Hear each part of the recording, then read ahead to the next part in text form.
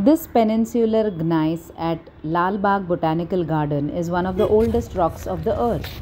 Geological Survey of India has declared it as a national geological monument and a geotourism site. It was coined by Dr. W. F. Smith of Mysore Geological Department in 1916 after the scientific study of gneissic rocks in southern parts of India. These rocks have attracted geologists from all over the world and has given rise to erudite scientific papers on the evolution of the earth.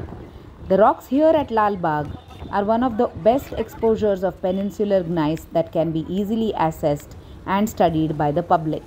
It covers 35% of the area of the state of Karnataka and are collectively termed as the Peninsular Gneissic Complex or PGC.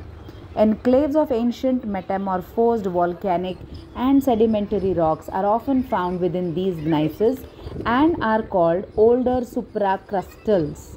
PGC also acts as the basement to various schist belts of the Dharwar supergroup, including the famous gold-bearing belts of Kolar and Hatti. What we see today on the surface formed millions of years ago with a complex history of crustal destruction, basin opening, sediment deposition in large primitive oceans, series of volcanic eruptions, subsidence, deformation, finally uplift and erosion at the surface of the earth for geologists to study and decipher the history written in these rocks. हे rocks व माहिती आज आरव खातू या YouTube चॅनलवर तुम्ही बघताय.